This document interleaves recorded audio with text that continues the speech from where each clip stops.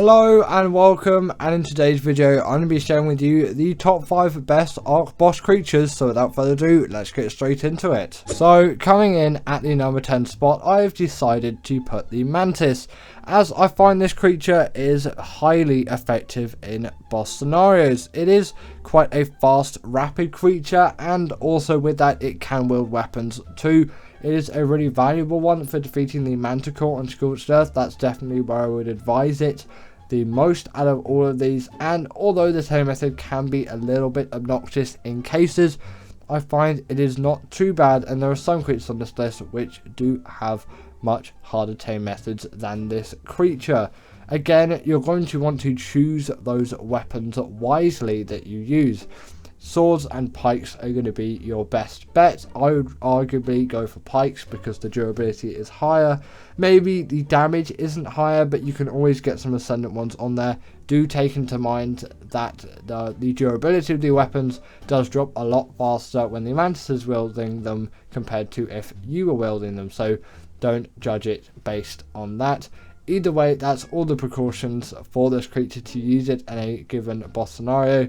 Apart from also actually their health isn't the greatest, especially if you get some lower level ones, so be careful for that. But as long as the boss fight isn't too long, you will have a good time using Mantises in that scenario. Next up, I've chosen the Carcharodontosaurus for this list, as it does pay quite a good contribution to defeating any of the extinction bosses, that being any of the Titans and just the Alpha King Titan as well, the Beta King Titan, the Gamma King Titan. All of the bosses on extinction are going to be where you're going to use this creature, and it is your best bet really. Yes, you could still use Gigas, and Gigas will still be effective, but they are a lot less reliable than this creature, and let me tell you the main reason why. You probably know by now that the Giga has a blood rage, not a blood rage, sorry, a rage ability. The blood rage belongs to this creature, and essentially what that means is if it takes a certain amount of damage in a certain period of time, because it is based on the time as well, then it will take you off of its saddle and just go into full rage mode and just try and demolish everything around it. And if you're using it in a given boss scenario, it's going to be dealing quite a lot of damage quite quickly, especially considering, you know, they are the Titans we're talking about. They tend to damage quite quickly, and obviously with a lot of heavy damage. They don't tend to just give small amounts of damage out over time. It tends to be quite rapid and very forceful, and sometimes the Gigas can get out of control, and it's really not going to be your best bet. Also, the more you fight with these things, the more damage they'll do until their blood rage is full. They really are just more reliable than the Giga for that reason, and that's why they're here. Now, the Megalosaurus is one of those where I find it is quite underrated, and you might actually consider the Rock Drake to be quite a good boss tame for its cheesing of the Raasclark boss fight. So, brief honourable mention there, but it is not on any other spot in the list.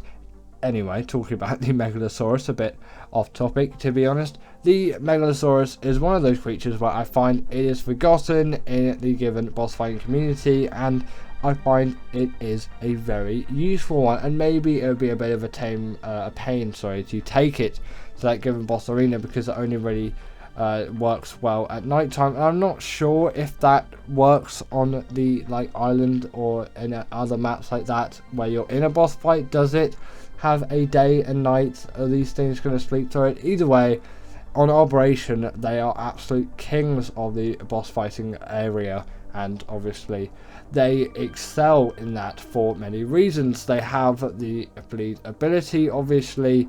On top of that too, they are very fast, nimble, agile creatures, and this hugely attributes them to being great boss creatures. Yes, a heavy damage dealing creature is nice to have, but one which is also very mobile will give you a much higher chance of given survival in these boss fighting scenarios, and this really does. On top of that, on Operation you can use it for so many other things as well, and on other maps too.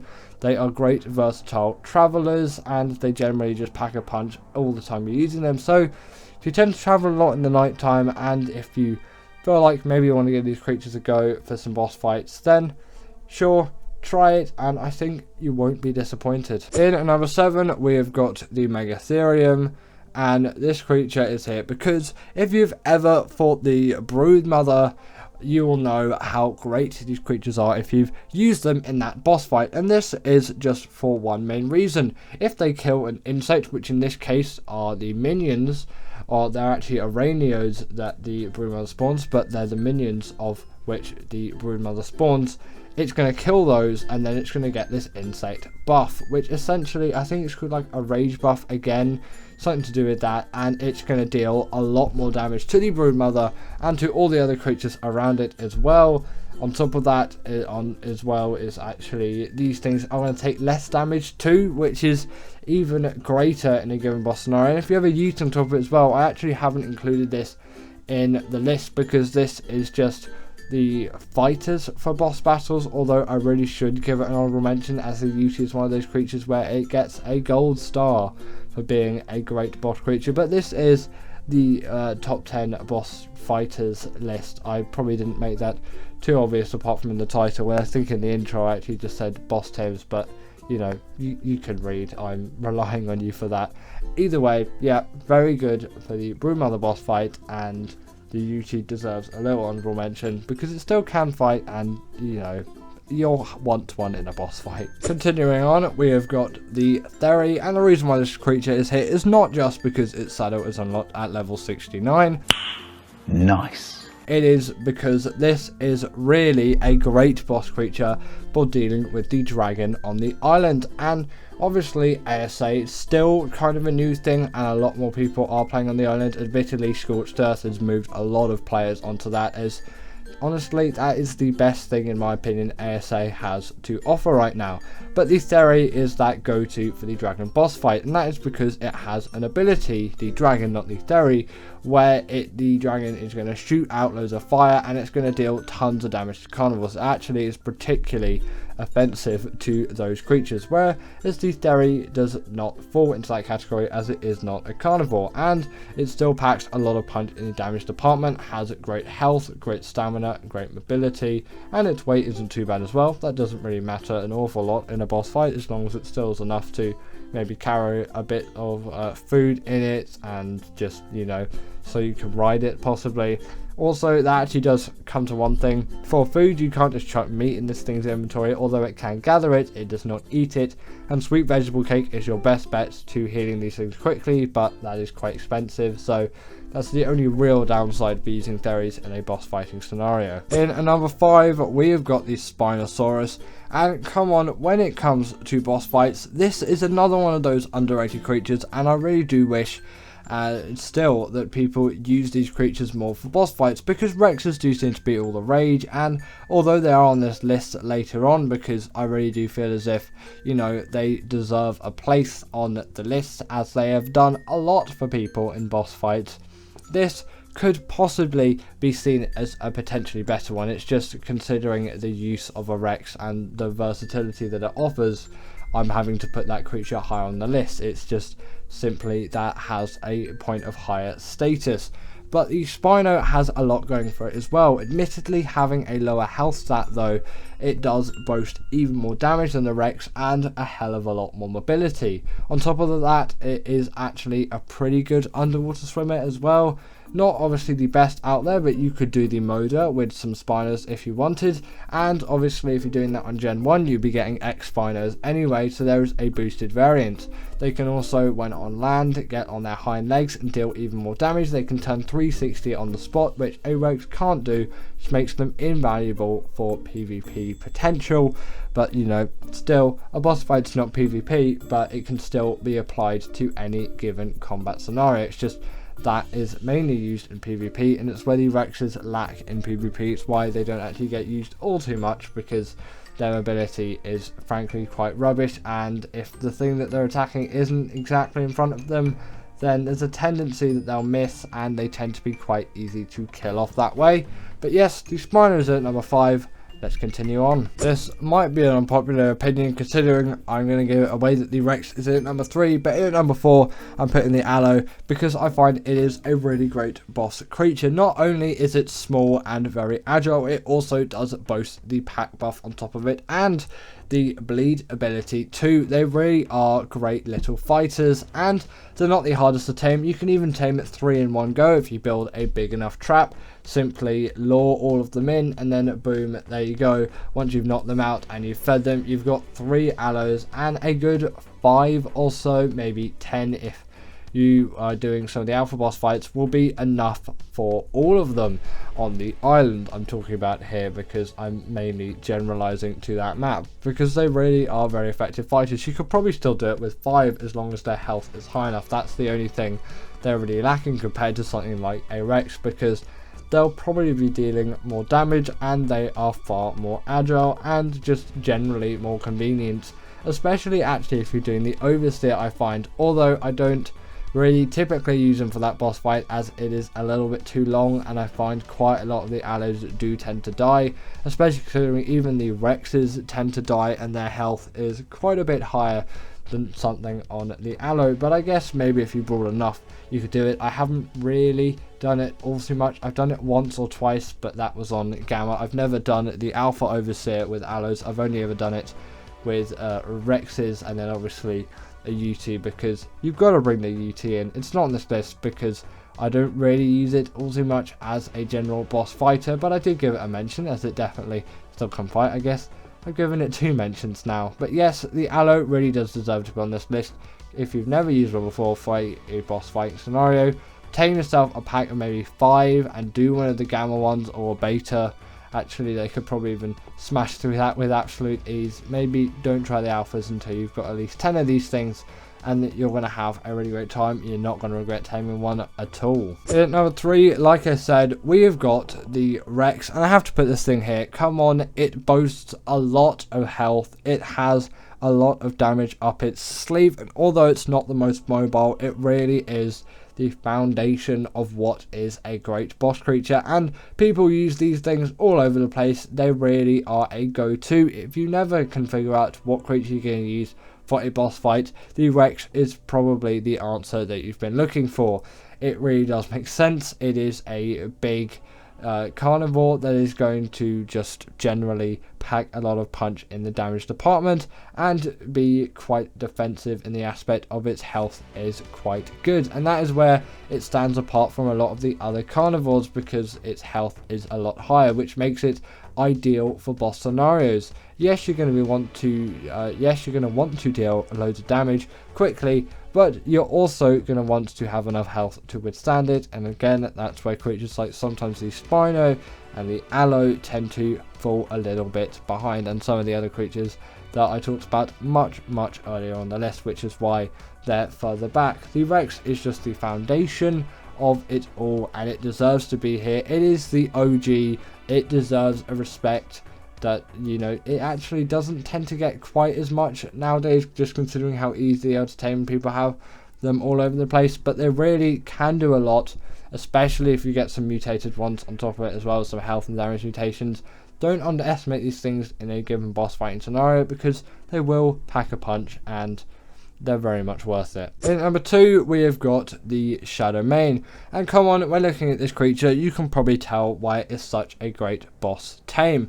Yes, maybe it doesn't have quite the level of health as a Rex, but considering its insanely high mobility, its pack buff, its hydration buff, and the fact that it can just deal tons of damage, and you can get loads of these things relatively easily, especially once you've got your first pair, because the tame method is actually quite awkward. So maybe it's not the easiest from the get-go, but once you've got a good high-level male and female, breed those things up and you're going to have yourself an absolute army of Shadow Manes, especially if you get some mutations on top of it as well. They are the second best boss creatures that I can think of for any given boss fight, apart from obviously the extinction bosses. Just use Gigas or Carchondosauruses for that, because they're in a sort of different league. You can even use these things for the Moda if you want, as they are very nice at swimming underwater and actually just underwater boss fights, of which there are only one of.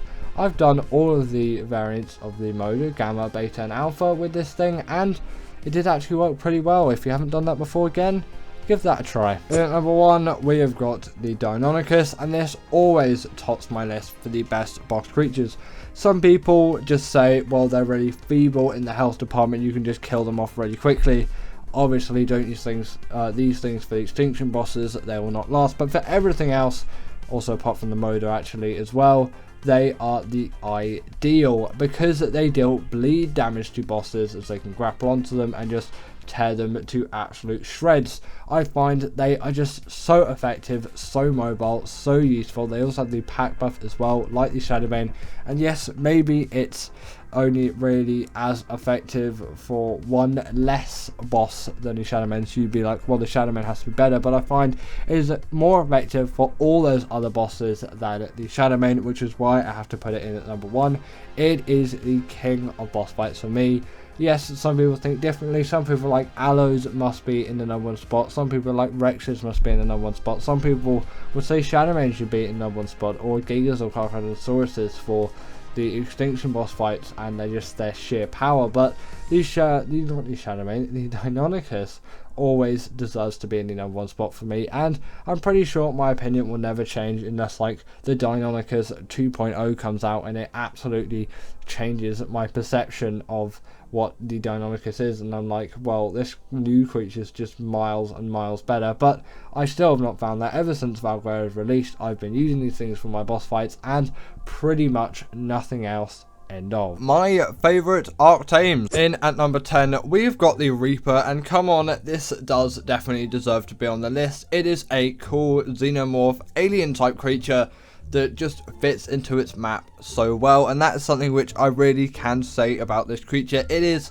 just so well fitting to Aberration, and especially considering that Aberration, sorry, pronounced it wrong the first time, is the most popular map really among a lot of Arc players. I know Ragnarok's technically top of the roost, but Aberration still gets a lot of respect among the community, and it is very highly regarded, and obviously the Reaper is as well, especially considering the R Reapers do exist on Gen 2. An absolute cheese to tame. The atmosphere is kind of lost with these things on that map, but still they are the same great creatures. Their taming method is insanely cool. Essentially what you do is you get a Reaper Queen, and then you have to lower it down to I think under 1,000 health, and then from there, you're going to get yourself impregnated by the Reaper Queen. Then you get loads of XP to get 100% effectiveness. Probably get some pheromone glands, so when the baby does actually emerge out of you, you know, it's not going to kill you, but, you know, it might kill you anyway. And then once you've tamed one, you've got yourself a beast of a creature that just does so much damage. It has a wealth of abilities. It can go underground. It can also slow down creatures with its tail attack. Sadly, the Reaper Queen has an ability where it will deal torpor to creatures.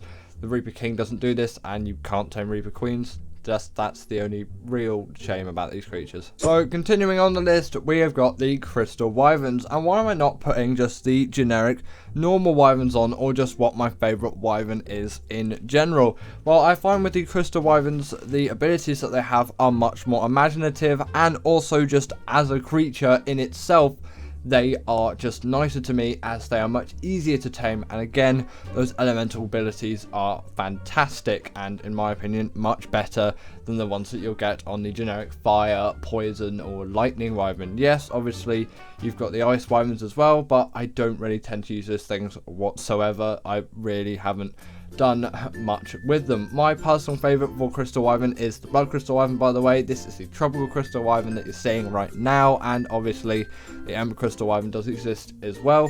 They are all great wyverns for use, and their taming method is a lot simpler than just going into a trench, stealing an egg and raising it. Sounds easy on paper, but when there's loads of wyverns about, it can be really difficult. Essentially, you need to be level 60. Note runs really aren't very difficult to do, so you shouldn't have too much of an issue with this. Then after that, you're going to want to knock out a Crystal Wyvern to get the Primal Crystal, and then it's simply a passive tame. Find the Wyvern of your choice. There's a specific spot on its back where you can stand and you won't fall off while it's flying around, and just keep pressing E every time it tells you to feed it some crystal, and then boom, like that, you've got yourself a Crystal Wyvern of whatever type you've gone for. And also they require no saddle like any normal wyvern, so you can ride them just like that. Now, ever since the Shadowmane did release on Gen 2, it has been a fan favourite of many, and it definitely is a favourite of mine too. They are just so jam-packed full of abilities, you really can't diss them for all that they do as creatures. they are versatile, fast-moving creatures that do have the hydration buff, which actually the Crystal Wyvern has as well, although a little bit irrelevant considering that they are flyers and they can't really go into the water, but if you touch their wings on the water, then you can get that hydration buff. So maybe if you're in a combat situation, that might be useful to you. But either way, talking about the Shadowmane again, yes, they've got that hydration buff. They also have a pack buff. They can go invisible. I can't remember which one can out of male and female, but you do need both present at the time, I'm pretty sure. On top of that, they are really fast swimmers as well. So if you want to do the Moda with these things, it is actually a pretty nice creature to use, and actually that's all I've been using for the Moda boss fight recently, because I've been doing a little bit of Gen 1 stuff, and this has really been a good one for me. On top of that, they just deal loads of damage. They are really nice, versatile, easy mobile creatures to use. The only downside is their taming method. So in at number 7, we have got the Desmodus, and come on, look at this vampire bat of sorts. It really is a cool creature just from its model design, but why is it such a favorite of mine? Namely, it has that gliding ability, and that is something which I really look for in a flyer. It makes them so much nicer and more versatile to use just as a general creature. These things can also farm blood bags for one of my creatures, which is also on this list as well, one of the creatures that I put on later on, and blood bags is gonna be the food of choice to tame that thing. You can probably guess what it is already, but that is also why I love these creatures a lot. And on top of that, they have Sanguine Elixir, which is just a cheat for tames. 30% of that tame done with just a click of a button. It is insane really what you can do with that. They can also just grapple onto any kind of wall vertical surface like a Tapijara, and they are much better than a Tapijara. I know there's some Tapijara fans out there, but still, this is just a much better creature. And if you have Field downloaded, because it is a free DLC after all, then really tame these things already, because they are just so good. In at number 5, we have got the Argentavis, and this creature really does deserve to be here. Come on, the nostalgia around this creature is just absolutely immense, and the amount of times that this tame has helped me out along my way in Arc really gives myself a much higher perspective of this creature. You might say the Desmodus is just a better flyer and a better creature overall, and largely I might agree with you on that, but still the RG holds the place in my heart for the better creature. Also, I do a lot of metal gathering as a PvE player, and the fact that it has weight reduction on things like metal, crystal and obsidian make this thing an absolute dream to use, especially when paired with an Anki and a Dodic. You can just get so much of that metal gathering done. It is just nice to have, so nice to use, and generally is like a go-to creature that I think all of you out there should be using, because come on, the RG is available on pretty much every map besides Gen 1 and Operation. Not sure if they're on Gen 2, but they're on the island and all those kind of basic maps. They're sort of basic, just very well-known creature that gets a lot of things done, and sometimes the simple one is the one that really works the best in a lot of given scenarios, and this is where the RG definitely does excel. They also do have a nice regen buff if they kill something, and on top of that as well, they do have a portable smithy as a saddle, so when I'm going caving, it's nice to repair all of my armor and weapons in the RG saddle, because I always have some metal in there, because those pesky Arthropleurs will always be breaking my armor and weapons. Now, the Baryonyx is one of those creatures where, again, it kind of does come down to nostalgia as well, and just how much I've used this creature. You might say the Shadowmane is a better creature for caving, and I might agree with you on that as well. I know I'm kind of repeating what I'm saying with the RG, but it's a similar thing. The Baryonyx is just one of those simple tames where it does everything for me, and it spawns on loads of maps. It's really accessible and really easy to tame, really easy to use. Not saying the Shadowmane isn't at all, and I really do love that creature, but this is still what I prefer as a general thing. If someone says, well, would you rather only use the Shadowmane or only use the Barry, I would probably still go with the Barry, which might seem a little bit crazy to you, but as a PvE player, it's quite chill to ride around on this thing, and I really just like it as a tame. They can jump around as well. They've got very reasonable health. They do quite a lot of damage as well, especially considering their size. That's why they can fit into pretty much any cave. And they are pretty mobile too, which I really do like to see in a carnivore. I know it's kind of a bit more of a pescivore, but still, you know, it falls under the same bracket. It is still a meat eater. Also, you did see they have a spin attack there as well, which can stun creatures up to the size of a Megalodon, which It's pretty nice, isn't it? It's just a chilled, really easy to tame, basic knockout creature that does all the basic needs that I need it to do, and for that, I really love it. Coming in at number 3, we have got the Maywing. Come on, I love to travel around the Ark map, and this creature really does help me to do that with a lot of given success.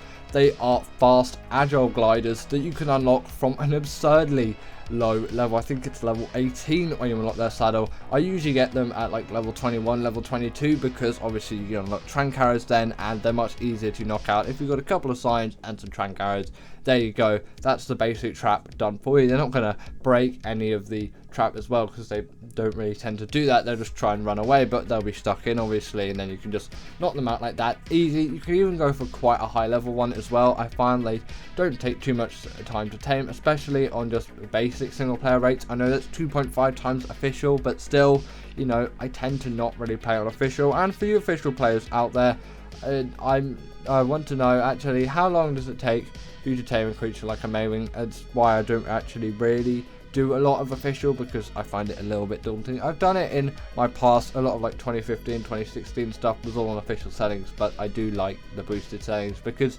I'm less of a let's get on the grind person nowadays. They're also just great at the Quirk Fiend Trough. They can gather loads of berries too.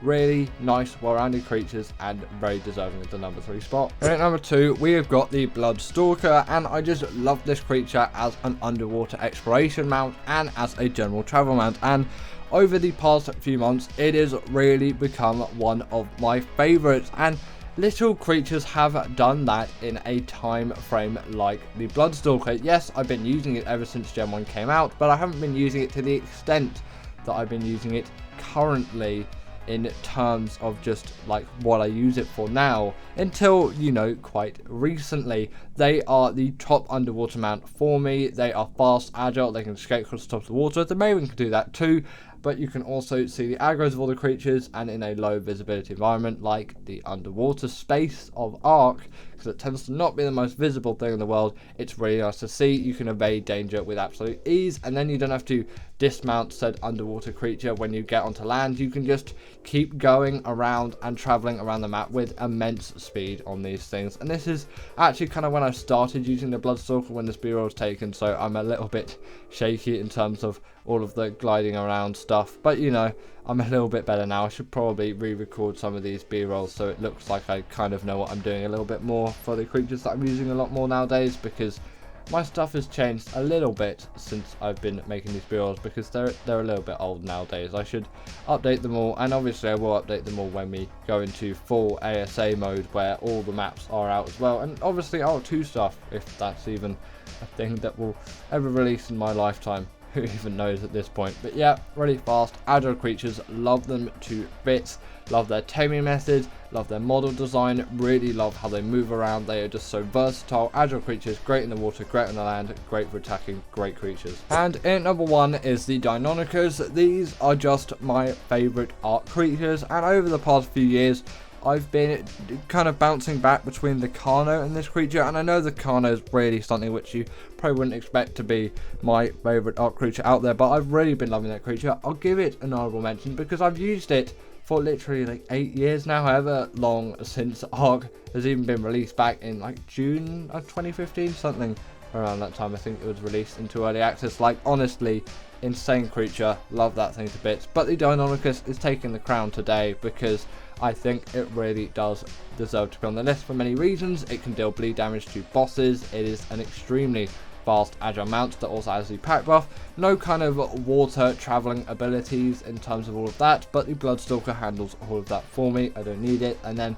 for underwater battles, I'll use something like a Shadowmane or Baryonyx would be a very nice suggestion as well for the Moda, but I rarely do that boss. I'm just doing it a little bit more now because it's on my mind a little bit more, because I'm playing through Gen 1 again, because I'm just refreshing my mind and all these things. I'm kind of gradually replaying through all the maps, and I'm at Gen 1 at the moment, so it'll be Gen 2 after that, because I've played Extinction, now I'm on Gen 1, and, you know, thus continuing on like that. But yeah, they're also really agile traveling mounts as well, very mobile for a carnivore, and I love the size of these things as well. Small, they can get around so easily, don't take any fall damage. As you can see, they can scale any kind of wall or vertical surface really great caving creatures as well, actually, because of their size.